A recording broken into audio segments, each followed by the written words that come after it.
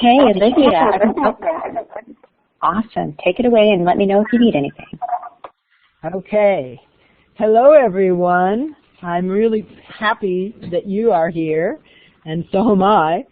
I don't know if anyone told you, but I just lost my internet connection just before we started. Anyway, you are here for the session called The Beauty of Homeschooling. Let's see. I am going to turn on the video. Let's see if that works. I think I have a stronger connection than I did before. No, it's not. Okay, never mind. Anyway, if you have anything to say, please write it into the chat, and I'll try to keep that open and keep looking at it. So, first of all, it looks like we have about 15 participants. So what I'm going to do is go to the map and ask people to place the star of where they are in the map. And I will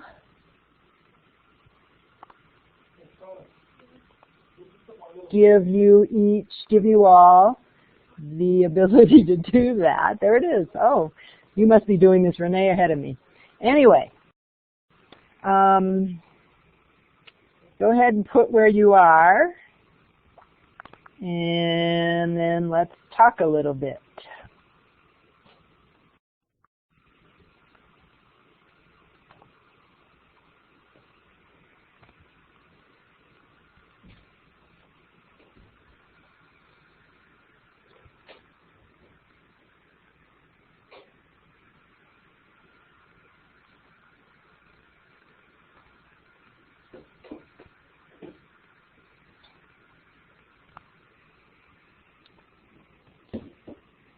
Okay.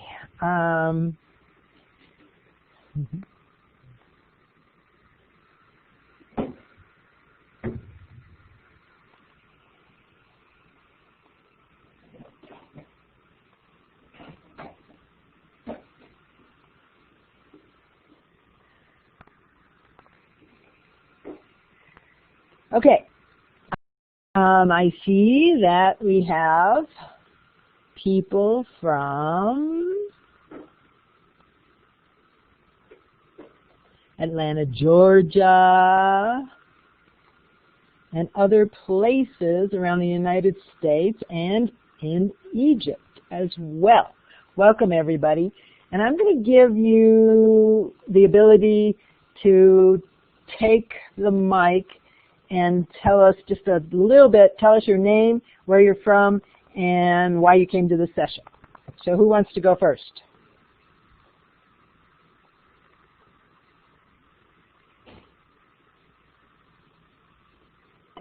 Hi, Olivia. I'm Althea. Can you hear me? Where are you from? Yes, where are you from, Althea, and how did you, and why are you here? I'm in Atlanta, Georgia, and as I mentioned in the chat window, I'm a second-generation homeschooler, and I'm just always looking to be inspired by other homeschoolers. I think it's just fabulous. I believe that educating children is such an honor and privilege that parents get to have, and I enjoy doing that for we did it for our kids, and now my daughter has asked me to help her with my grandson. And so this is our 4th year homeschooling my grandson, and it's just wonderful. We love it. Great. Who's next? Hi, Olivia. It's Monica. I'm in Ann Arbor, and Olivia and I have known each other for a long time, and I wanted to come and hear her talk. She's been a home learner for, 30 years, Olivia? Well, I've been working with home educators since 1981. How many years that is? Okay, who's next?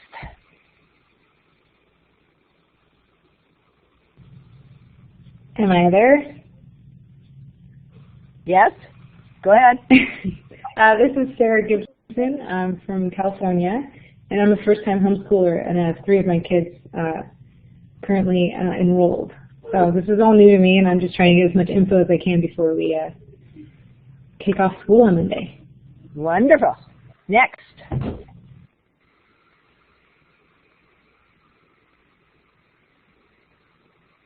Hi, I'm Jane Boyd, and I'm in the Vancouver, British Columbia in Canada area, and I have 3 children. My middle, or actually my youngest son, he's 10. We are in our 2nd year of doing technically homeschooling, but it is part of a program called Self-Design, which actually I think they're doing 2 sessions as part of this global conference as well. Wonderful. Next. Thank you, whoever's taking care of that. Renee?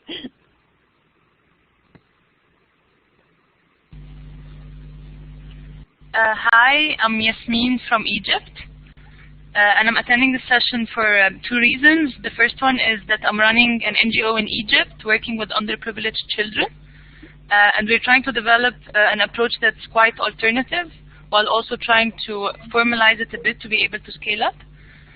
And the second reason, I still don't have kids of my own, but I think that one day if I have kids, I'm not going to be sending them to our traditional education system. I'll be probably homeschooling them.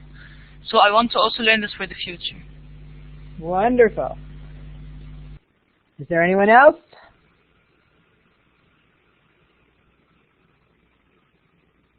Hi, can you hear me? Excuse me?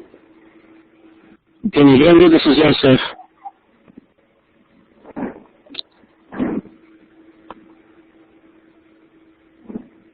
MLS. Can you hear me? I think my mic is working. Can you hear me?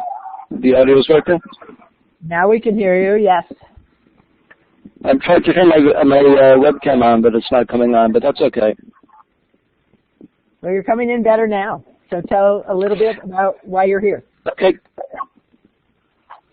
Well, basically, I live in Massachusetts. I actually run a program, an online program of live for Jewish homeschooling. That's one of my, a strong interest I have in homeschooling is that it's this program I do. And my wife and I also we have 5 kids, and most of them are homeschooled or have been homeschooled at some point. We have a couple of kids at home, and kids have been at school at different times. So I'm a dedicated homeschooling parent and teacher, and that's why I'm here. Wonderful. Anyone else? Okay, then let's continue.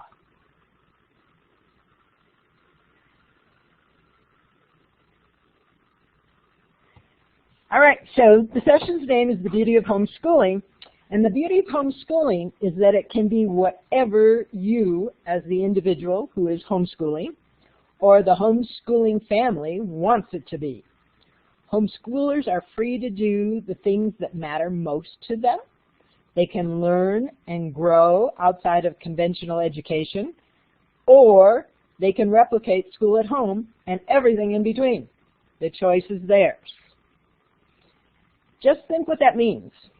The world is wide open, and today, especially because of the internet, there are endless possibilities of how to design your homeschool program and what resources to use. Homeschooling is the ultimate opportunity to individualize the curriculum to meet the interests and needs of the learner. This is your opportunity to do what is right for you as the individual learner and for you as the homeschooling family. There is no right way to homeschool or unschool. What you do could fit the individual learner and your family. And you better believe that if you are home educating more than one young person, each individual in your family can and will need to do different things in different ways to meet those individual needs and differences. This is the beauty of homeschooling. It can be whatever you want it to be. Now, Is everyone hearing me okay?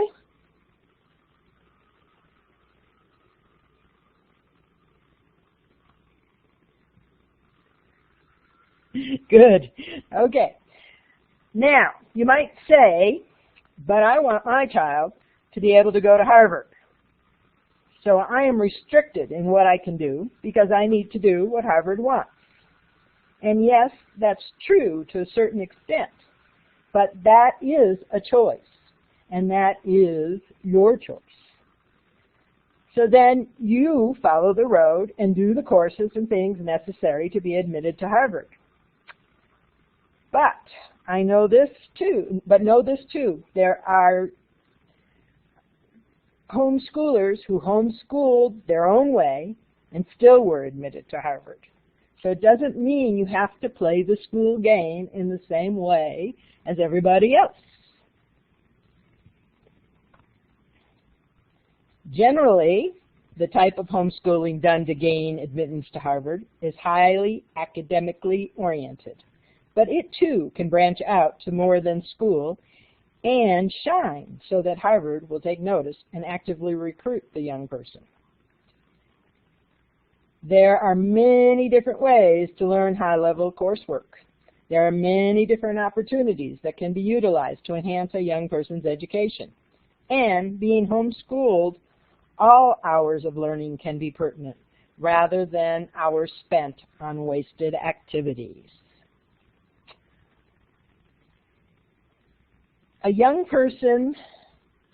Another young person may say, I want to pursue a career playing the violin. That young person predominantly lives and breathes the violin, doing the necessary academic learning, but doing it secondary to the study of the violin. One young woman that I worked with studied violin intensely. She even moved from Spain to England to study with a famous teacher there. Her whole family moved. I mean, they just were so involved in having their daughter do what she needed to do to become a violin soloist. She went on world tours to do solo performances and even played at Carnegie Hall as a soloist. She covered her basic education and did literature and math and those types of subjects in between her music or at airports. But her main education was learning all that she needed to know to be a violin soloist. She's now studying at a famous conservatory under a master teacher and pursuing her musical dreams. She often goes on tour as a violin soloist. Another young man that I worked with hated school. He left the public school system very disgruntled and not wanting to pursue his education. He wanted to set up an auto detailing business. So his curriculum quickly became anything to do with automobiles and starting a business. He did auto math, bookkeeping, accounting, business math. He learned everything he needed to know about how to start a business. By the time he finished high school, he had a thriving auto detailing business and was making more money per month than I was.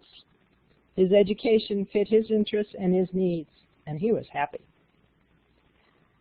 Let's explore some of the many options of home education together so that you can truly design your home education to fit the interests and needs of your learners and your home educating family.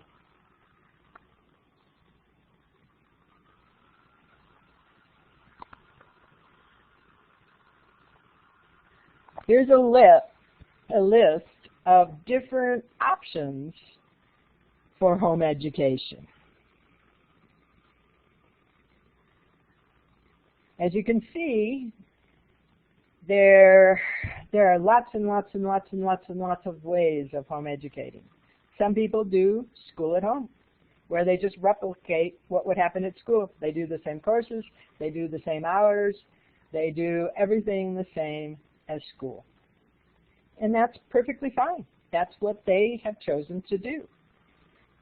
Other people do unschooling, where they don't have textbooks and things that would replicate school at all. They live life. They learn from living, they learn from doing, they learn from being out in the community, and they're happy too, and that's a fine way to do it. Then there are people who do a combination or eclectic learning. They may do textbooks for math, and then they may do unschooling for everything else. Or they may do unschooling for social studies and do textbooks for everything else. Whatever you do, it's your choice. And it behooves you to look around you and look at all options and be open to new possibilities.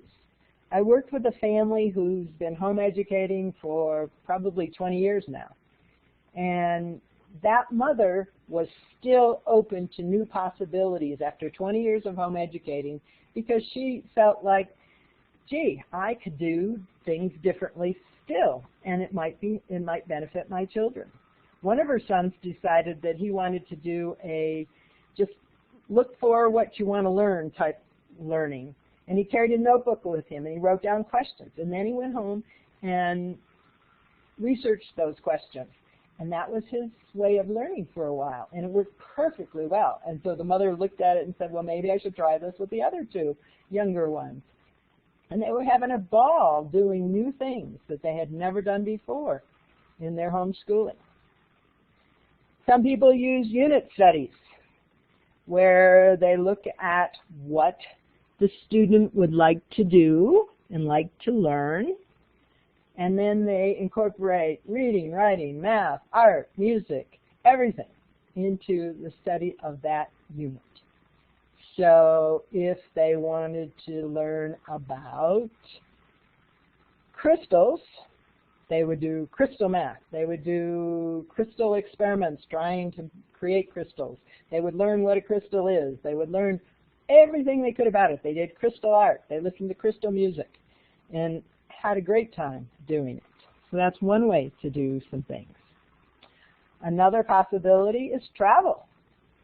I know a family in Sweden who traveled for 3 years. And their kids just learned so much, different languages, different cultures, different customs. And as they were in different places, they picked up on different interests. They were really well educated after 3 years of travel. Then there's the option to do learning in the community, where people go out and do apprenticeships and internships, and these are listed further down, and mentorships with people in their community.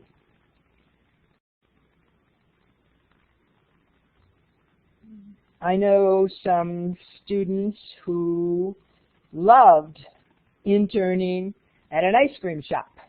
They had a great time. They learned how to work the cash register. They learned how to decorate ice cream cakes. They learned how to they learned about good customer service, and they really had fun. So there's lots of things that people can do out in the community and learn from. A lot of groups get together and do homeschool co-ops, where the different parents in the group will share their expertise and teach classes, which is fantastic because it's not all up to one parent, and there are lots and lots of resources within their homeschool group to share and to learn from. Many people do a lot of learning from life. They get up in the morning, they do what they're going to do, and they learn from what they're doing. Others do lots of museums and field trips where they go out and learn different skills from their visits and their field trips. And oftentimes that leads to bigger interests and more intense and in-depth types of things. People use movies, they use games. There's lots and lots of online courses nowadays that people can use to learn different things.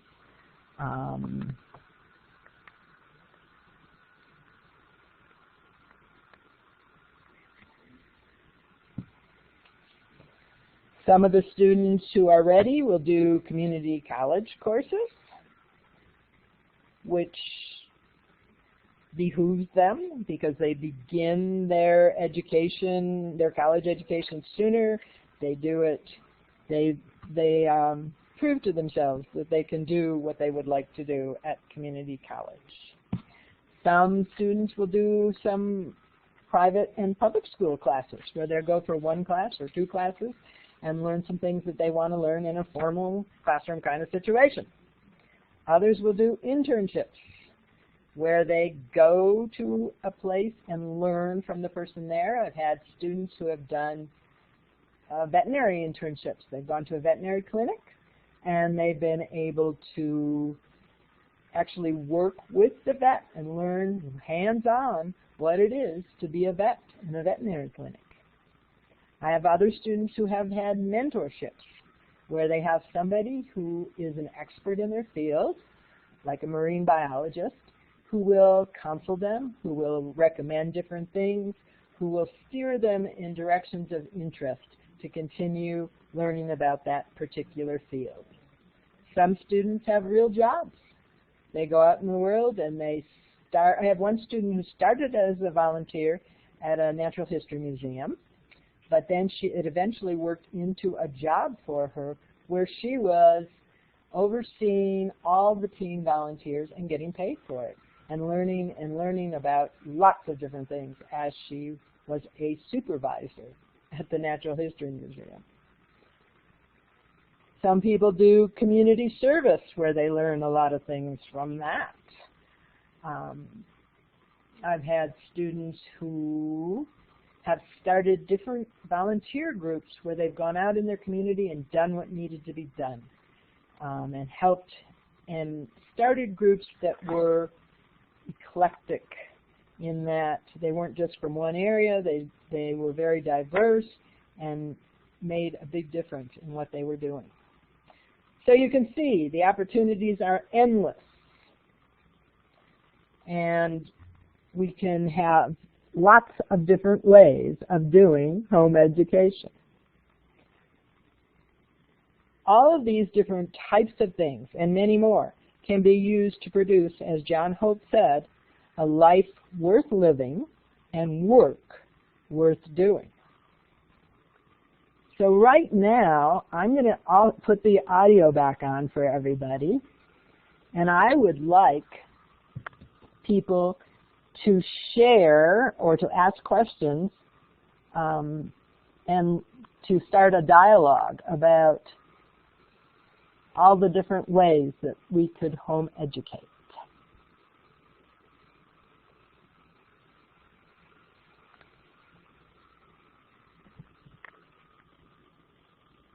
Does anybody have any questions? Any comments?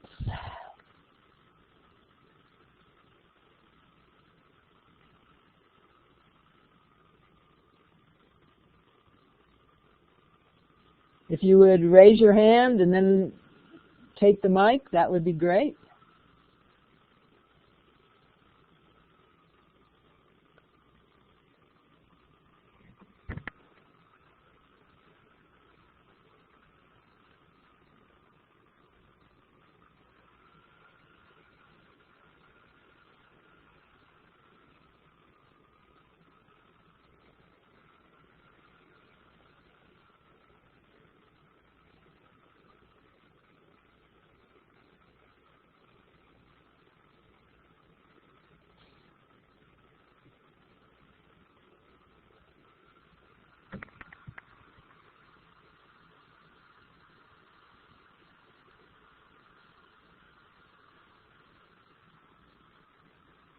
Okay, my background is that I have been an educator for 43 years. I have worked in private schools, public schools, and with homeschoolers. In 1981, I started my own school, and when I started a small private alternative school, I had homeschoolers who came to me and who asked if I would help them with curriculum, if I would let their children come 1 or 2 days a week to the school, and I said, sure, let's do that. So that was great experience, and it's been fun working in all these different ways of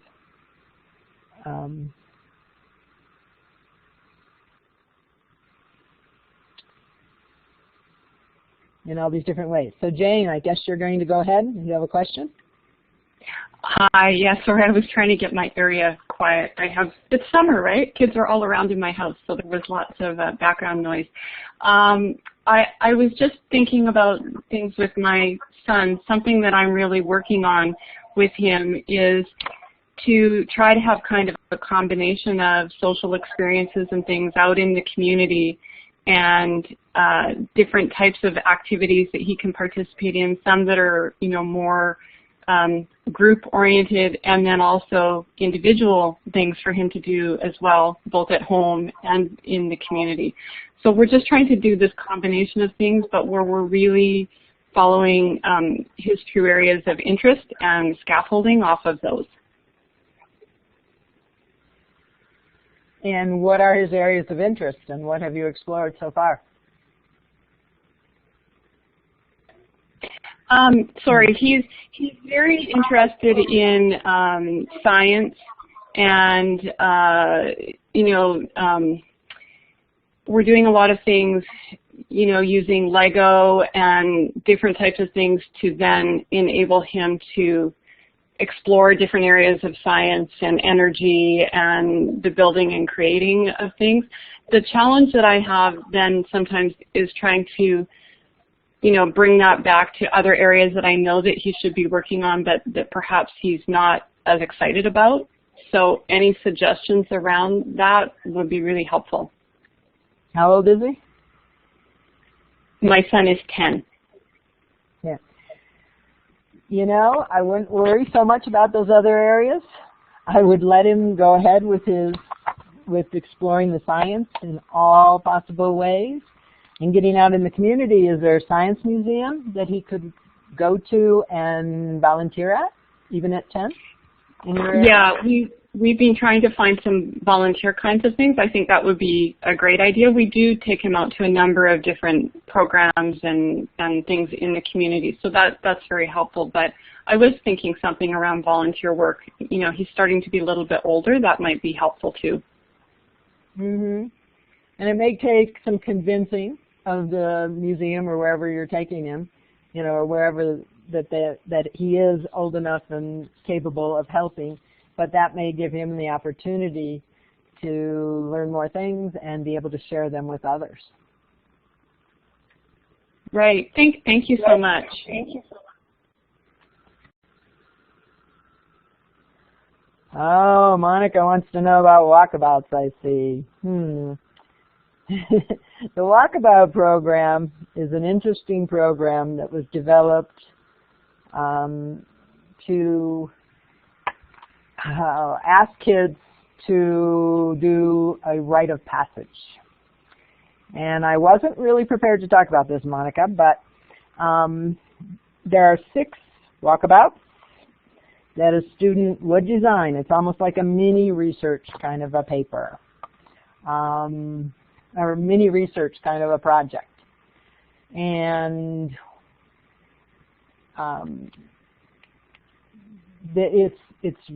it's a lot of large planning and doing and being and exploring are some of the things that happen in the Walkabout program.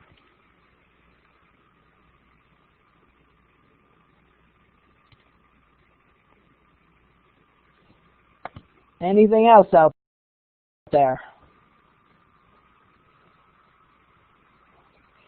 I'm sorry, I'm a little bit discombobulated because of having to, at the last minute, change locations and everything else. So please bear with me. Okay, Sarah, what did you want? I guess I kind of had a question about, my oldest son is 9. I also have a 7-year-old daughter and a 6-year-old son. And I'm a first-time homeschooler. It's kind of new for me, but they all kind of have their quirks. My youngest one He's very hyper. My oldest one is as well, but he's also special ed. He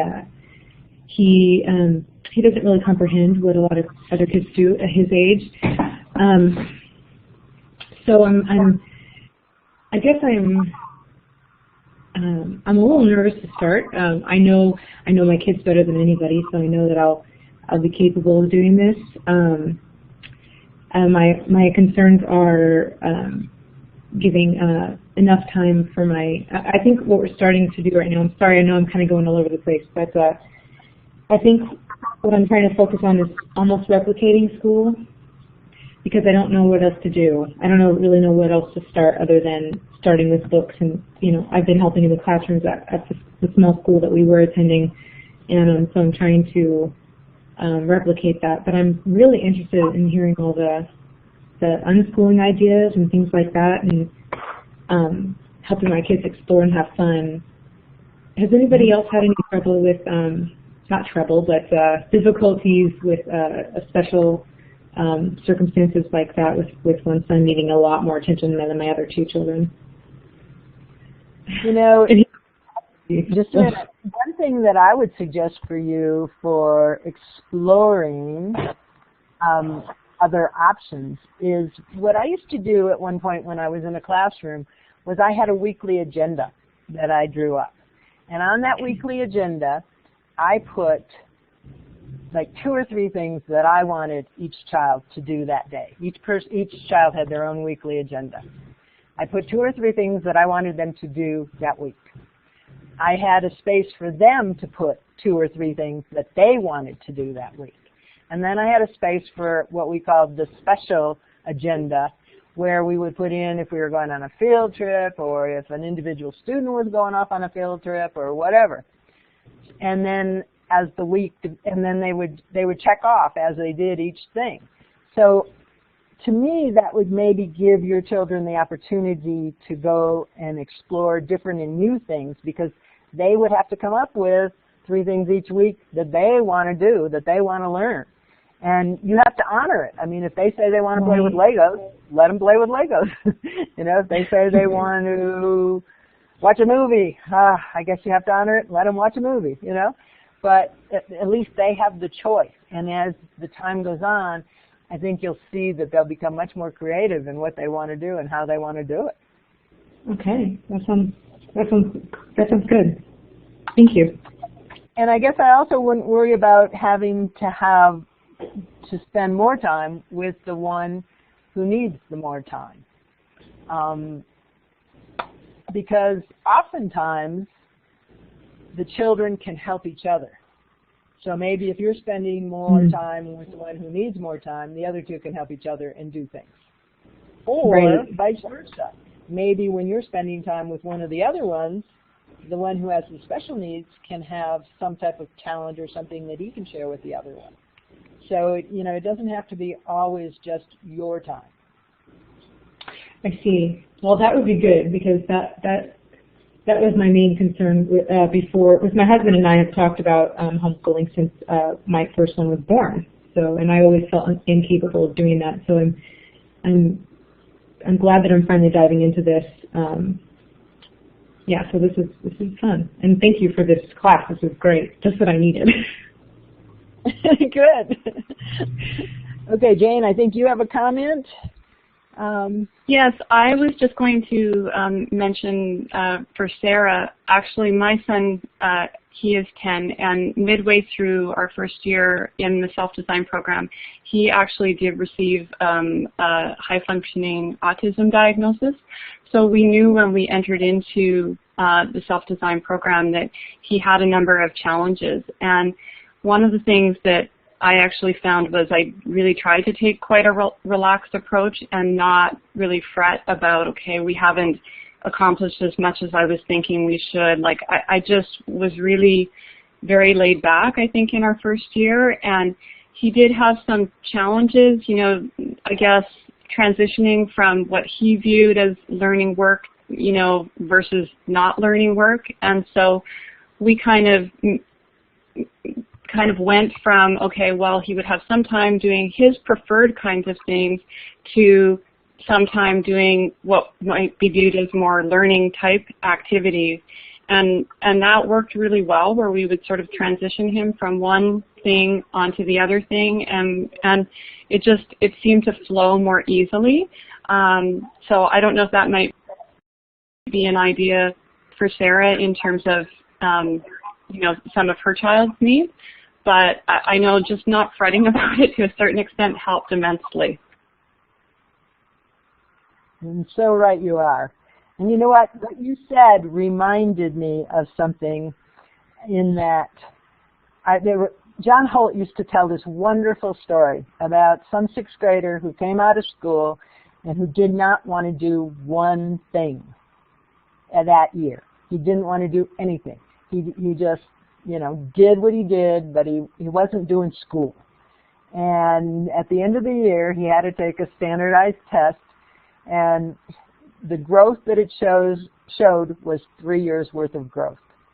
So whatever he did when he wasn't doing school and he wasn't doing things that were school-like certainly helped him improve all of his skills.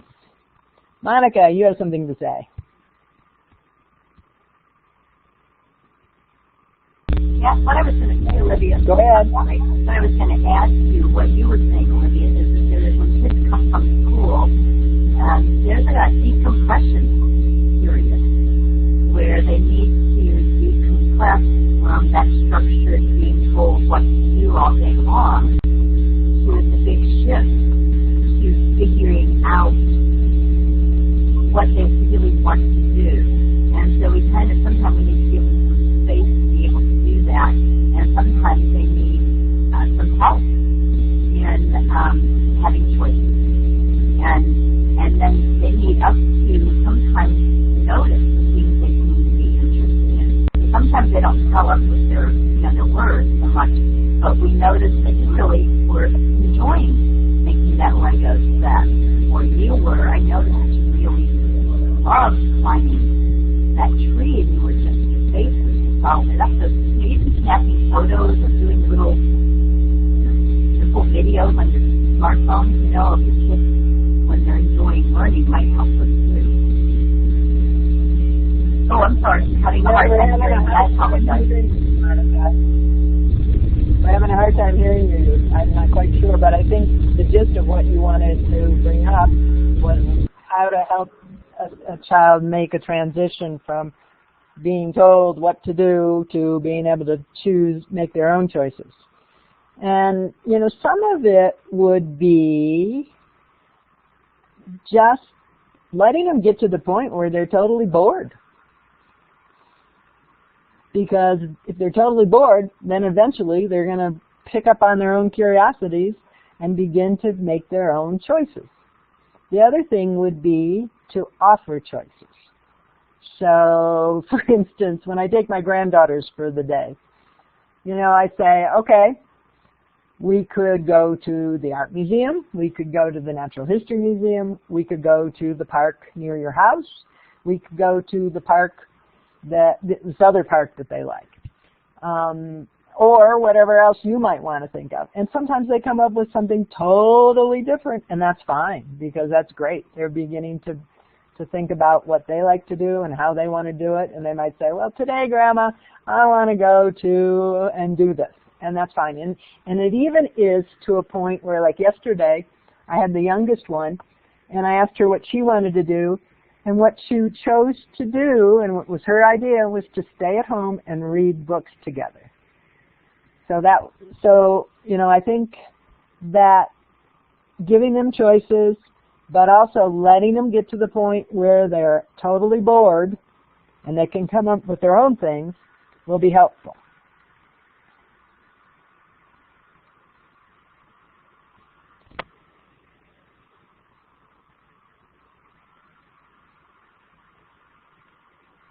Anyone else? Yes, Monica, I see you made a comment about noticing when they're having fun. And that reminds me that a big part of doing things in a way that accentuates the interest of the child is observing that child.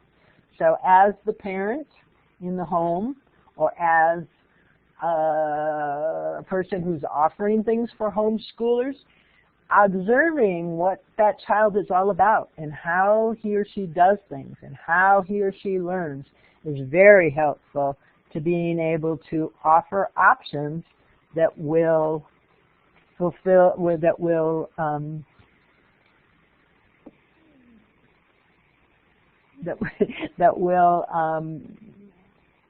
enhance their learning. When my daughter was young, she used to learn math in a totally different way from the way anybody else ever did math. She's a very, very right-brained individual. And she would come up with the right answer, and she would know what she had done. And if I asked her what she had done, she would tell me. But it was done in ways that were totally different from anyone else I'd ever seen do them that way. But she came up with the right answer. So it was always interesting to me to observe and question her as to what she was doing and how she was doing it and how she got that answer, because then it enlightened me more in the way that her brain was working so that I could better adjust things to fit the way she did things. Her father is very left-brained, so they would bat heads whenever they did math together because he would try to make her do it his left-brain way, and she certainly had her very own unique right-brain way.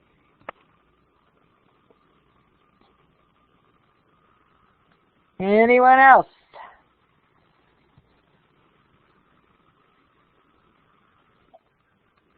Jane.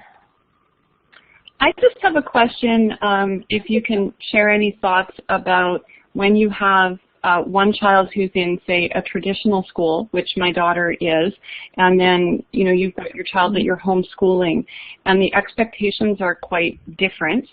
And sometimes I find that my older daughter feels that my son is not doing any work, and that because it's so different than what her experience is. And I'm just wondering if you can give any thoughts about how to respond to and deal with a situation like that.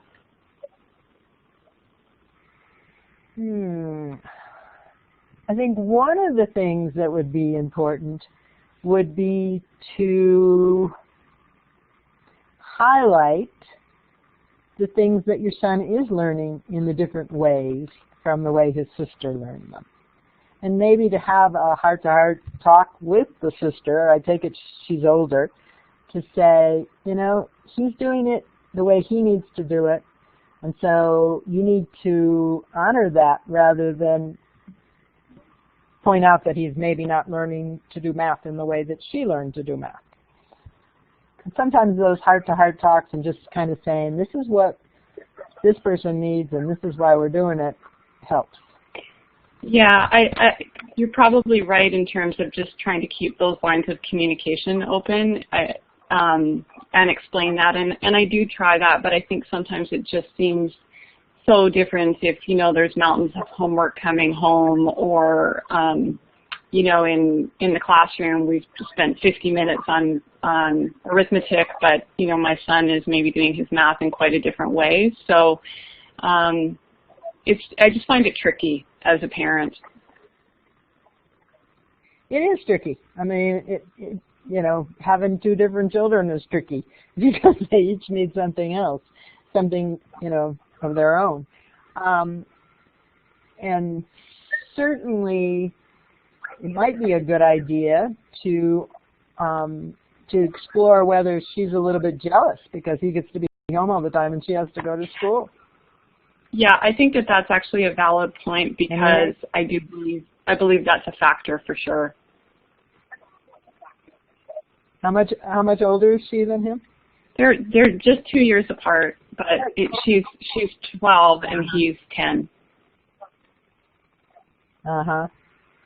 And so maybe what would help with that would be for you to do some special learning kinds of things with her on weekends that are just for her, so that she doesn't feel quite as jealous because he has all this time to do things at home in his own way.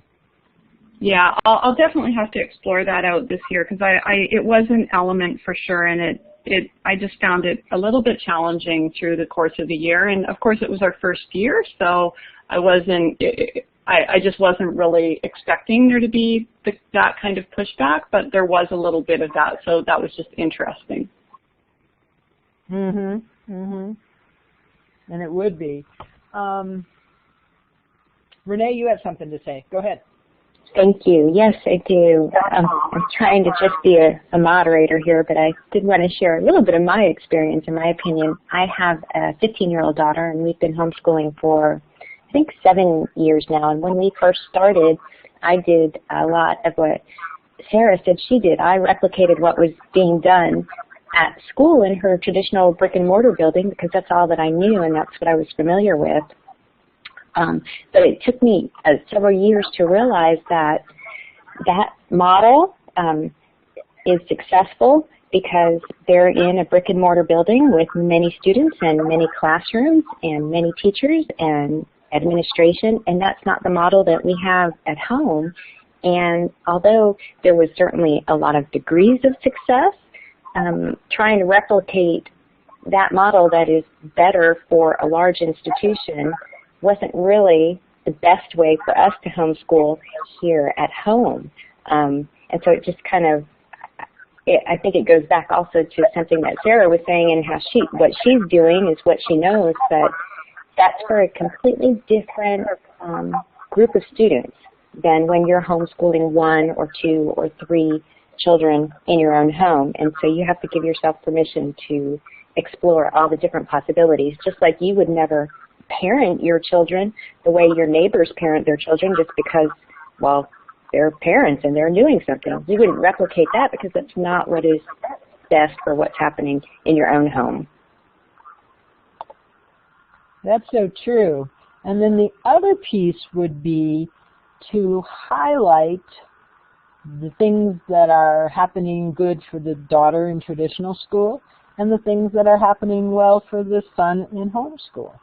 And to highlight the different talents each of them have and how their different environments are different so that they can thrive in the environment that works best for them. Sarah, you have something to say. Yeah, thank you, Renee, for that. I am aware, you know, I am hesitant to follow what the school's gone by, and I completely get that works for the larger school. So I guess my thought was that I would, you know, just do what I know. But I guess I'm concerned with, because I know that they have to meet certain standards by the end of the year. I'm not sure if, I just don't know how to do that without having like the curriculum to tell me what to teach them. I'm not sure if they're learning all that they're supposed to by the end of the year, kind of. So that was my concern. So I don't know if anybody has anything to say about that. But. Okay, we're going to take Jane's comment, and then we're going to have to cut this off because it's getting close to 3 o'clock, and I think people have to go to other rooms. So Jane, go ahead. I was just going to say about the standards, and I'm taking a very flexible approach to the standards because, of course, in Canada we have our own set of standards. But I have found a tool online. I mean, I'm not trying to promote any particular tool, but it's called Montessori Compass. And it actually has a way to link up the standards, and I know it's already set up for the United States.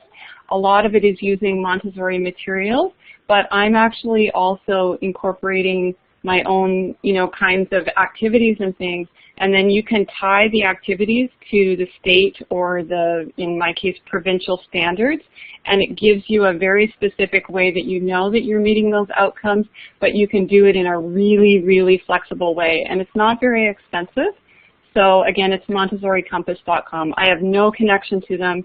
I've just found that it's helpful, so I just wanted to share that. Oh, that's a great thing for you to share with us, because that sounds like it would be perfect for tying in what you're doing and how you're doing it and how you're going to meet those standards in case you have to do some testing. And I think also, again, the observing. observing what your child knows, observing how they're doing things. I think that really helps you to know that you're making progress on meeting what your child needs to have done by the end of the year, but not having to do it in the way that the school does it. So I think we have to wrap up. I really want to thank all of you for coming and for your patience with waiting for me while I changed houses and got here and started my session. Thanks, everyone. We will need everyone to check out of the session so that we can close out this room. And here's the finish slide. Thanks again.